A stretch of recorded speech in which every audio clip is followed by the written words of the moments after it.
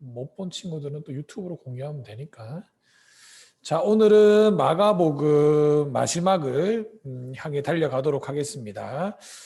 지난주에 우리가 있었던 걸 조금 기억해 보면 마가복음은 전반부와 후반부로 이렇게 나뉜다 이렇게 그랬어요. 그죠? 전반부, 후반부 나눌 때 뭘로 나누느냐? 자, 이 베드로의 고백으로 나뉜다라고 그랬습니다. 이 베드로의 고백 뭔데? 바로 신앙 고백이라는 겁니다. 자, 그럼 베드로가 어떤 신앙 고백을 했죠? 주는 그리스도이십니다라고 이야기합니다. 주는 그리스도입니다라는 이 신앙 고백 위에 교회가 왜 세워졌느냐? 바로 예수의 신성과 뭐죠? 예, 인성을 고백하기 때문에 그렇습니다. 그래서 저와 여러분들이 예수님을 믿습니다라고 고백할 때 예수님의 무엇을 믿느냐? 바로 예수님의 신성과 인성을 믿는다라는 것입니다. 왜 신성과 인성이 중요한가? 여기에 대해서는 제가 저번에도 설명했듯이 하이델베르크에 보면 베르크 교리문답에 보면 좀 자세하게 좀 이렇게 설명하고 있는데요.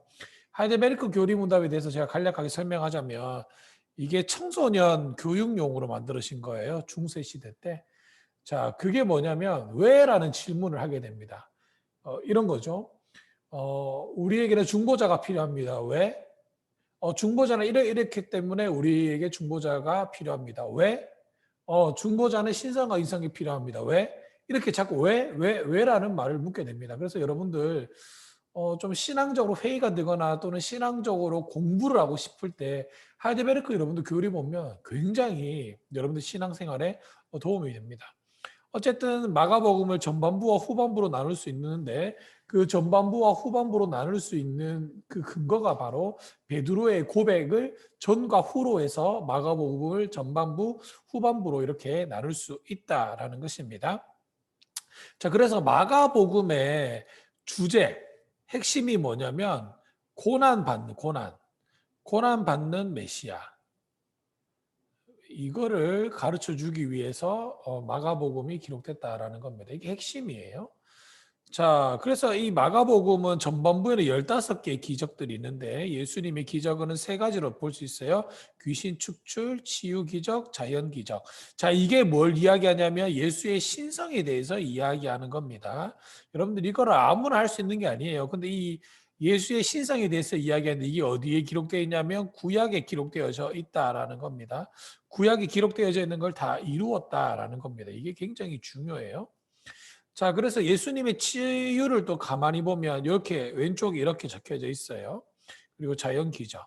자, 이걸 다 뭐냐면 예수의 신성에 관한 문제입니다. 신성. 예. 예수가 과연 신이냐 인간이냐 이 문제를 갖고 있어요. 자, 제가 또 곁길로 나가고 싶지만 또 곁길로 나가면 또 힘들어져서 그럼 예수가 신성을 강조했다라고 이야기하면 조금만 좀 얘기해 볼게요. 그러면 마리아는 여러분들 예수가 신이라고 합시다. 그럼 마리아는 예수라는 신을 낳은 걸까요? 인간을 낳은 걸까요? 뭘까요? 모르겠죠. 이러니까 천주교 애들이 자신만만한 거지. 천주교 애들도 얘기하는 거야. 예수가 하나님이라며. 그러면 마리아는 신을 낳은 거야? 인간을 낳은 거야? 그래서 천주교는 예수가 신이기 때문에 마리아가 신을 낳았다라고 얘기합니다. 그래서 마리아는 뭐가 됩니까? 특별한 존재가 되는 거예요. 그래서 천주교 같은 경우에는 하나님이 있고 그 다음에 여기 중간에 마리아가 있죠. 그 다음에 인간이 있는 거예요. 그 마리아가 중보자라고 이야기하는 겁니다. 이렇게 되는 거예요. 자, 다시 본론으로 돌아와서 여러분들 이거 좀 계속 보시면 자, 예수님이 이렇게 많은 기적을 베풀었음에도 불구하고 사람들이 예수님이 누군지를 몰랐다. 굉장히 아이러니하다 제가 그랬습니다. 심지어 친지들까지도 예수님을 미친 사람으로 오해했다라는 거죠. 웃기지 않습니까? 어머니 마리아하고 아버지 요셉은 꿈으로 보고 실제로 경험했잖아요. 천사의 음성을 듣고 봤잖아요. 그럼에도 불구하고 오해했다. 그러면 마가복음이 말하고자 하는 핵심이 뭘까요? 인간이란 연약하다. 이걸 말해주고 있는 겁니다. 그래서 바리새인들 같은 경우에는 예수가 귀신 쫓아내는 걸 가르쳐서 바알세불, 귀신의 왕의 힘을 능력을 입혀서 쫓아냈다 이렇게 이야기를 했다라는 겁니다. 자, 그리고 이거를 단적으로 보여주는 게 예수님께서 소경을 치유해 주는 장면을 보면요. 여러분들 예수님이 한 번만에 딱 치유해서 소경이 눈을 떴을까요? 아니죠. 처음에 한 번에는 이렇게 침 뱉어서 흙에서 이렇게 했을 때는 어떻게 됐을까요? 보였어. 근데 흐릿하게 보였어요. 흐릿하게. 그 다음에 예수님이 뭐라고 얘기했을까요? 가서 씻으라. 라고 해서 씻었을 때 어떻게 됐을까요? 맑게 보였다라는 겁니다. 이게 우리 인간의 신앙의 단계를 보여주고 있다는 겁니다. 처음에는 흐릿해요. 희미해. 내가 구원을 받았는지, 정말 예수가 누군지, 하나님이 누군지 처음에는 흐릿하고 희밋해요. 그런데 시간이 가면 갈수록 그 하나님의 말씀을 배우고 묵상하고 익힘으로 말미암아 이제 점점 더 선명해지고 뚜렷해지고 윤곽이 나타난다라는 겁니다. 자, 그래서 여기도 나와요. 소경이 두 단계에 걸쳐 눈이 열리게 된 것은 예수님의 치유 능력이 부족한 것이 아니라 제자들이 영적으로 예수님이 누구인지 알아가는 과정을 보여준다. 따라서 마가복음의 전환, 아까 전에 그죠 베드로의 전환, 그걸 가지고 전반부와 후반부로 나뉜다 그러는데 그 전환의 시점이 바로 베드로의 사건 고백이라는 겁니다. 그래서 예수님이 물어보죠. 야, 사람들이 나를 뭐라고 그러디? 이렇게 묻습니다. 그랬더니 사람들요? 뭐 세례 요한, 엘리야, 또 다른 뭐 선지자 이렇게 뭐 얘기하던데요. 잘 모르겠어요. 예수 두 번째 질문하죠. 그러면 너희는 나를 누구라 생각하느냐? 야, 이거 굉장히 멋있는 질문이에요. 예수님과 3년 6개월 동안 먹고 마시면서 따랐던 그 제자들에게 예수님이 묻고 있는 겁니다. 좋다. 사람들이 모르는 건 이해가 되지만 그러면 나와 함께 먹고 자고 기적을 본 너희들은 나를 누구라고 이해를 하고 있느냐? 정체성에 대해서, 아이덴티티 정체성에 대해서 묻고 있는 겁니다. 그러자 베드로가 얘기하는 거죠. 제자들을 대표해서. 주는 그리스도시요 살아계신 하나님의 아들입니다. 이 신앙 고백 위에 예수님께서 교회를 세우겠다라고 이야기를 딱 선언합니다. 제자들의 눈이 팍 뜨인 거죠. 그래서 우리 교회라는 거는 뭐냐면 예수님을 믿는 사람들의 공동체를 가르쳐서 교회라고 이야기합니다. 자, 그런데도 이렇게 고백했던 베드로도 뭐라고 얘기합니까? 예수님 보고 십자가에 못 박혀 죽는다 그러니까 가지 말라고 이야기를 하잖아요. 이렇게 대단한 고백을 했는 베드로마저도 결국에는 인간적인 한계를 뛰어넘지를 못했어요. 그래서 예수님이 죽으러 갔을 때 가로막고 부정하게 되죠. 이런 일이 일어난다라는 겁니다. 자, 그래서 예수님 1차 순환 예고에 베드로가 예수님 붙잡고 말렸지만 결국에는 그렇게 되진 않았죠. 그리고 또 하나 보여주는 건 뭡니까? 이제 예수님께서 하나님의 나라에 간다라고 그러니까 제자들 뭐라고 얘기해요? 나는 국무총리에, 나는 국방부 장관에. 이렇게 자리를 요구하잖아요. 왜냐하면 이 사람들이 이 땅에서 예수님을 따랐던 제자들의 여러분들 직업이 뭐였어요? 어부고 또 세리고 그랬어요. 그러니까 사회 계층에서부터 소외된 계층, 지도 계층이 아니었어요. 올라가지 못한 그런 밑에 있던 계층이었는데 하나님의 나라에 오면 자기가 이제는 통치자권으로 올라가니까 그때서야 이제 그 역할을 하겠다라는 겁니다. 아직까지도 그 시각이 벗어나지 못하는 거예요. 이걸 얘기하고 있는 거예요. 자, 세 번이나 예수님이 가르쳤지만 제자들의 눈은 열리지가 않았습니다. 세 번. 세 번 가르치고 베드로 몇 번 부인하죠? 세 번 부인하고. 예수님은 며칠 만에 부활? 3일 만에 부활. 이거 이 대단한 디테일이 있는 겁니다. 이게 진짜로. 여러분들 성경을 가만히 보면 그냥 보는 게 아니에요. 예수님을 보면 정말로 놀랍다라는 겁니다. 자, 우리도 예수님의 제자들처럼 예수님을 그리스도라고 믿으면서도 고난의 의미는 잘 파악하지 못하고 깨닫지 못할 경우도 있어요. 욥을 보세요. 우리 어떻게 그럽니까? 하나님 어떻게 내한테 이럴 수가 있습니까? 라고 따지고 그러잖아요. 목적이 내한테 있어서 그래요. 이 목적이 내한테 초점이 맞춰져 있으면 하나님이 내가 원하는 것을 이루어지지 않으면 저주받았다라고 생각하거든요. 목적이 포인트가 되면 이렇게 되는 거예요. 고난을 받아들이지 못하는 거예요. 이해를 못하는 겁니다. 여러분 목사인 저도 돈 좋아하고 세상 욕심 좋아해요. 예, 진짜 좋아요. 그런데 그걸 계속 내려놓으려고 하는 이유가 있는 겁니다. 결국에는 이것 때문에 주님이 가시는 그 길을 나도 따라가는데 방해가 될까 봐 그래요. 자, 그래서 마가는 예수님이 걸어가신 십자가의 길을 분명하게 보여주고 있습니다. 예수님이 가신 길을 함께 따라가는 것이 제자도의 핵심입니다. 그래서 예수님 이렇게 얘기합니다. 누구든지 나를 따라오려거든 자기를 부인하고 자기 십자가를 지고 나를 따르것이거라. 인자가 온 것은 섬김을 받으려 한 것이 아니라 도리어 섬기려 하고 많은 사람들에게 대속물로 주려 함이니라. 이렇게 이야기를 하고 있다라는 겁니다.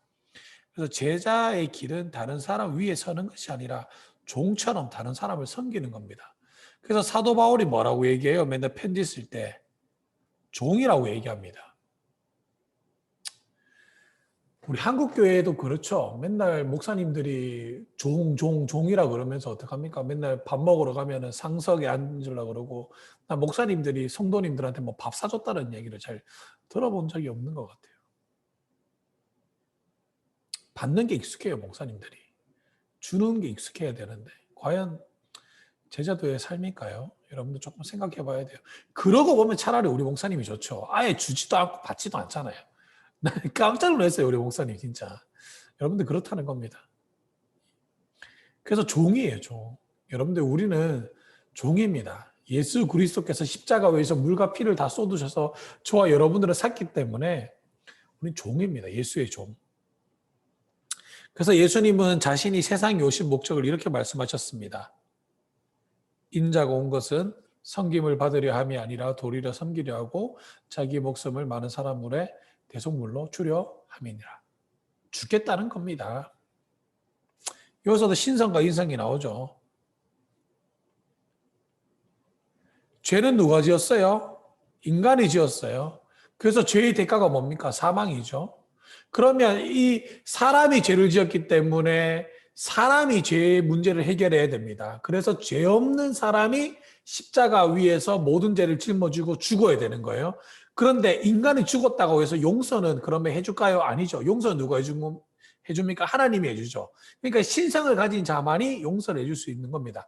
그래서 예수에게는 신성과 인성이 둘 다 있어야지만 이분이 우리의 완벽한 구세주, 다른 말로 하면 중보자가 되는 겁니다.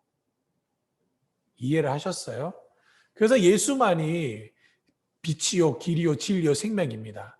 그래서 예수님께서 말씀하셨죠. 나를 본 자가 아버지를 봤다. 신성과 인성을 가진 사람이 세상 천지 어디 있습니까? 그래서 예수를 본 사람만이 하나님을 본 거죠. 이렇게 이야기가 흘러가는 겁니다. 자, 근데 세상 사람, 자, 이게 우리가 말하는 제자도라는 건 뭐냐면 자기 부인, 자기 십자가를 지고 따라야 되는 겁니다. 하지만 세상 사람들은 섬기는 것보다 섬김을 받는 걸 훨씬 더 좋아한다는 겁니다. 그러나 제자들은 섬기는 사람들입니다. 여러분들 섬기면서 살아야 돼요. 세상 사람들은 영광을 누리기를 바라지만 그렇지 않다라는 겁니다. 여러분들 영광만 누리면 안 돼요. 제자들은 고난을 자처하는 사람들입니다. 아직도 대부분의 신자들은 영광 없는, 고난 없는 영광을 원합니다. 하지만 고난이 없이 영광은 있을 수가 없습니다. 여러분들 그렇다라는 겁니다. 벌써 끝날 때가 다 됐네요. 결론입니다, 여러분들. 우리가 마가복음을 통해서 깨닫고자 하는 건 이겁니다. 고난이 없는 영광은 없다라는 겁니다. 그리고 마가복음은 우리에게 이런 그리스도인의 삶은 반드시 고난을 통한 영광의 길임을 우리에게 이야기해 주고 있다는 겁니다. 저는 여러분들한테 감히 도전하고 싶습니다. 예수님께서 걸어가셨던 그 길이라고 하는 것은 예수님이 걸어갔던 방향성, 목적성, 또 여러 가지의 가치관, 정체성 이런 것들을 나타냅니다. 저는 예수님이 여러분들한테 가졌던 것을 가지기를 원합니다. 그래서 여러분들 좀 여러분들의 좀 세상적인 여러분들만의 의식이 있었으면 좋겠어요. 기준이 있었으면 좋겠습니다. 이 여러분들의 의식 속에 기준이 있었다는 건 뭐냐면 하나님의 말씀으로 예수의 가치관으로 예수의 눈으로 세상을 좀 바라봤으면 좋겠어요. 그래서 여러분들 제가 광고 한 가지를 드리자면 원래 청년 우리 임원들하고 제가 한국교회 인문주의의 답을 찾다라는 책을 이렇게 진행을 했었는데요. 다 못했어요. 그래서 제가 이거 좀 아쉽다. 그래서 제가 토요일 날 이렇게 우리 줌으로 임원들뿐만 아니라 이 독서 영상을 좀 같이 좀 공유하고자 합니다. 제가 찍을 텐데요. 줌으로 찍을 거예요. 똑같이 이런 형식으로. 그런데 여러분들이 좀 같이 참여했으면 좋겠어요. 그때는 여러분들이 뭐 얼굴이 나와도 되는 사람은 얼굴 오픈해도 되고, 얼굴을 오픈하지 않을 사람은 목소리만 오픈할 사람은 목소리만 오픈해도 되고, 그래서 좀 사회적인 문제에 대해서 성경적으로 어떻게 바라봐야 하는지, 또 성경은 이 문제적으로 어떻게 이야기를 하길 원하는지, 저는 여러분들만의 선명한 가치관, 선명한 캐논, 기준이 서기를 원하는 사람 중에 한 사람입니다. 그래서 여러분들이 그렇게 되기를 원해요. 그래서 여러분들 인문주의, 한국교회 인문주의에서 답을 찾다가 그 책이 있어요. 여러분들 그 책을 같이 해서 공유했으면 좋을 것 같고요. 제가 톡방에 올려놓을 테니까 같이 공유했으면 좋겠고, 그래서 같이 보면서 같이 이야기하면서 또 우리가 함께 좀 나아갔으면 좋겠습니다. 그래서 질문도 좀 그때 만약에 하시면 같이 고민하면서 같이 또 적고 해서 우리가 연말에는 우리만의 신앙 백서라는 걸 만들어 봤으면 좋겠어요. 그 우리 운정의 1청년 중에 어떤 청년이 형제가 저한테 연락이 왔어요. 목사님, 제가 이런 걸 만들었습니다라고 연락이 왔거든요. 이거 보여줄까요, 한번? 제가 한번 보여줄까요?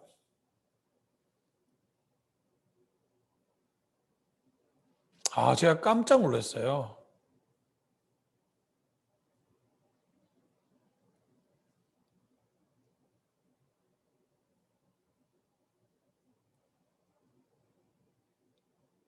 보면 여기 있거든요. 이렇게 만들었더라고요. 제가 완전 깜짝 놀라가지고 보여요? 이렇게 만들었어요. 나도 이런 거 만들고 싶다라는 생각이 들더라고요. 그래서 우리가 신앙적으로 같이 고민하면서 좀 했던 것들을 이렇게 좀 기록으로 좀 남겨놓고 그렇게 하면 좋겠다라는 생각을 좀 해봤습니다. 그래서 여러분들이 신앙적으로 좀 흔들리지 않고 좀 여러분들이 좀 잘 설 수 있기를 제가 바라는 소망 중에 하나예요. 어쨌든 그렇다는 거 그렇게 해주셨으면 좋겠습니다. 어쨌든 긴 시간 참여해 주셔서 감사합니다. 제가 기도하고 마치도록 하겠습니다. 사랑이 많으신 은혜 하나님 은혜를 감사합니다. 우리 사랑하는 청년 2부 학생들이 청년들이 이 자리에 모여 함께 마가복음을 보고 배웠습니다. 마가복음의 가장 핵심이라고 말할 수 있는 것, 고난, 고통, 예수의 길, 고난 없는 영광, 고난 없이 되는 영광은 없다라는 사실을 배우기를 원했습니다. 우리 사랑하는 청년들에게 하나님의 가치관과 또 세상을 품을 수 있고 세상을 용서하며 세상을 정화시킬 수 있는 능력이 이들 가운데 나타나기를 소망하오며 이들의 가치관이 하나님의 가치관으로 바로 세워질 수 있도록 하나님 축복하여 주옵소서. 이들이 코로나 속에서도 안전하게 지켜주시고 이들의 직장과 또 학업과 생업 중에서 하나님을 나타내 보일 수 있는 위대한 일꾼들이 될 수 있도록 하나님 축복하여 주옵소서. 그렇게 하실 주님 감사하며 기대하오며 사랑이 많으신 예수 그리스도 이름으로 감사하며 기도하옵나이다. 아멘. 여러분들 우리 다음 주에 또 뵙도록 하겠습니다. 안녕.